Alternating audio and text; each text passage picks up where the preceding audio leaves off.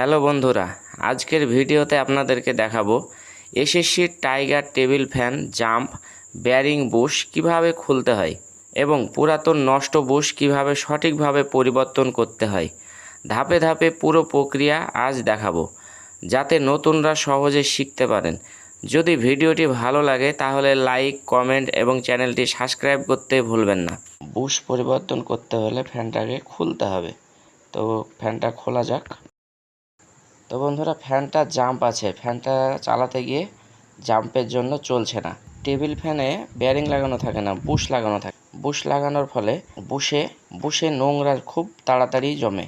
এই নোংরা জমার জন্য ফ্যানগুলোকে জাম্প করে দেয়। জাম্প হওয়ার কারণে ফ্যানগুলো তাড়াতাড়ি নষ্ট হয়। তো বন্ধুরা, চলুন ফ্যানটাকে এখন খুলে ফ্যানের যে সমস্যা সেই সমস্যাটাকে আমরা সমাধান করি। এই বুশটা নষ্ট হয়েছে, নষ্ট হওয়ার কারণে ফ্যানটা জাম্প হয়ে গিয়েছে, সেই জন্য চলছে না। শ্যাফট ভালো আছে, বুশটা নষ্ট হয়ে গিয়েছে। বুশটা ক্ষয় হয়ে নষ্ট হয়ে যাওয়ার কারণে ফ্যানটা চলা বন্ধ হয়ে গিয়েছে। তো বুশটাকে পরিবর্তন করলেই ফ্যানটা আবার চলতে শুরু করবে। তো বন্ধুরা, বুশটাকে খুলে নতুন বুশ লাগাতে হবে। নতুন বুশ কিভাবে লাগাবেন ভিডিওতে দেখতে থাকুন।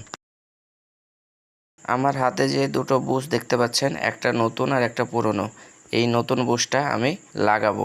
হাতে যে পুরাতন বুশটা দেখতে পাচ্ছেন, এটা ক্ষয় হয়ে নষ্ট হয়ে গিয়েছে। এসএসসি টাইগার এই ফ্যানগুলোতে 882 নম্বর বুশ লাগে। যে কোনো ইলেকট্রিকের দোকানে গিয়ে 882 নম্বর বুশ বললেই কিনতে পেয়ে যাবেন। নতুন বুশ লাগানোর সময় অবশ্যই ফুসফুসে মোবিল ব্যবহার করবেন। মোবিল দিলে পিচ্ছিল হবে, অনেক দিন ফ্যানটা চলবে, নইলে খুব তাড়াতাড়ি আবার জাম্প হওয়ার সম্ভাবনা থাকবে। বুশটাকে সমানভাবে বসাতে হবে, স্ক্রুগুলো ভালোভাবে টাইট করতে হবে।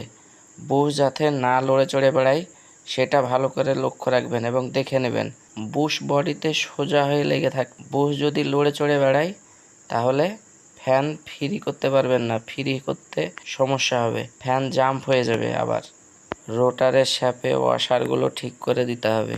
ভিডিওতে আমি যেভাবে কাজ করছি আপনারাও সেম একই রকমভাবে আমার মতন কাজ করবেন, তাহলে কোনো সমস্যা হবে না। আপনারা নিজেরাই ফ্যান সারাতে পারবেন, কোনো অসুবিধা হবে না। আমার ভিডিও দেখে কাজ করলে আপনাদের কোনো সমস্যাই হবে না, আপনারা যে কোনো কাজ নিজেরাই করতে পারবেন। তো বন্ধুরা, বুশ লাগানো কমপ্লিট হলো, এবার ফ্যানটাকে ফিট করে দিতে হবে। তো ফিটিংস কিভাবে করছি সেটা ভিডিওতে দেখতে থাকুন। টেবিল ফ্যান ফিটিংস করা একটু সমস্যা, অনেক সময় ফ্রি হতে একটু ডিস্টার্ব করে। তো বন্ধুরা, কোনো সমস্যা নাই, আমি যেভাবে ফিটিংস করছি সেম আমার মতনভাবে আপনারা ফিটিংস করবেন।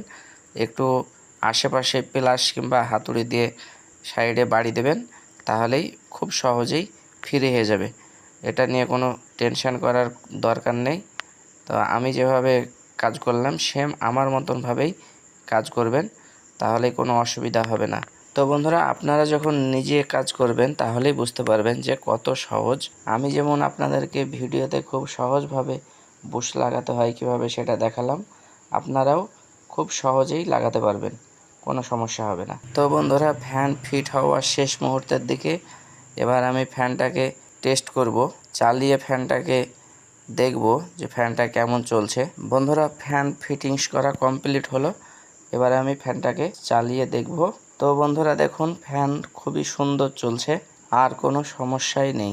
বন্ধুরা, ভিডিওটা ভালো লাগলে লাইক, শেয়ার, কমেন্ট করবেন, আর আমার এই চ্যানেলটা সাবস্ক্রাইব করতে ভুলবেন না।